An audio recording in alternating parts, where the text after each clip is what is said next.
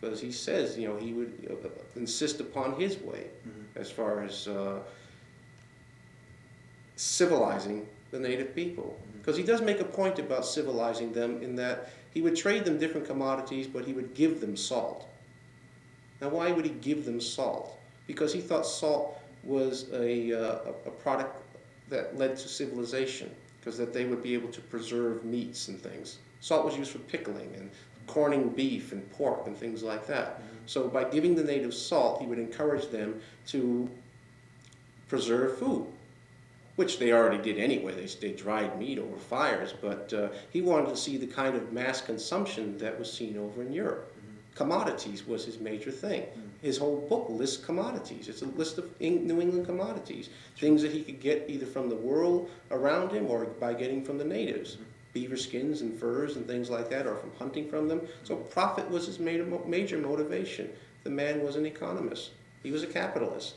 And, if he got the Indians used to having salt, then maybe he could someday sell them salt if he got enough of it, as well as gunpowder and shot and flints for their guns and cloth or whatever commodities that he had. And he had to compete with everybody else that was around the area. I think Indian men and women would have felt about, participated in the Maypole celebration. How do you think, was there cohabitation involved, and if so, was that an aberration from normal Indian morality of the time? Or was this with larger goals in mind, better relationships? What do you think?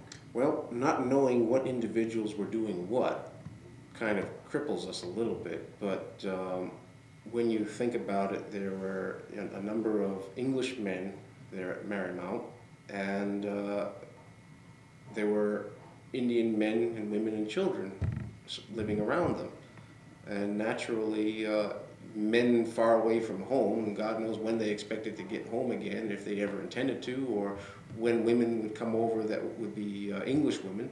We don't know anything about that, but certainly, like any sailor in port, a man is going to look for a date. And the sexual morality of the native people was different than European sexual morality. But, you would have different degrees within that. You would have some native people who would not be what some people would call loose with other people, and then you would have those people, particularly single people, who were free to do as they wanted to. And even Roger Williams, who wrote in 1643 from Rhode Island, said that the natives did not count it a sin for single people to have sexual relations with one another. But when they were married, then it was considered a major sin. It could, it could resort to blows or even death. So if there were single native women cohabiting with these English men at Wessagusset, that was pretty much their own business. People may gossip about them, but it wasn't a crime that could be punished, because it wasn't an offense against anybody else. It might be something that, a woman might be admonished not to go over there. Or some mother might say, I don't want my daughter going over there, but other girls, they might. You never know. And they may have been doing it in return for gifts, because up and down the Atlantic coast, those colonists that do write about it say that the native women who cohabited with European men insisted upon getting gifts. Some people would call that prostitution, but then that was no crime amongst native people either. It wasn't something that was entirely favored, and it wasn't something that everybody would approve of as a good, moral, upstanding person would do that, but some women found it necessary, particularly widows and divorced women. So if there were women available and there were men who wanted women, and these men had something the women wanted, then they would trade, just like any other service or commodity. And I tend to think that maybe the Pilgrims, particularly Bradford, may have exaggerated it. Of course, they were probably scandalized against it because they had all kinds of laws against fornication and things like that, and adultery.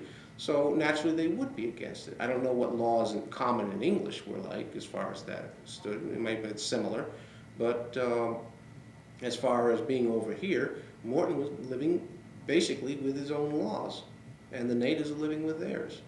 And it was, you could say, so what to Plymouth? The natives wouldn't have thought of anything unusual at all, because there were records of European men living with natives in the 1600s. Very few, and the colonists didn't like it much.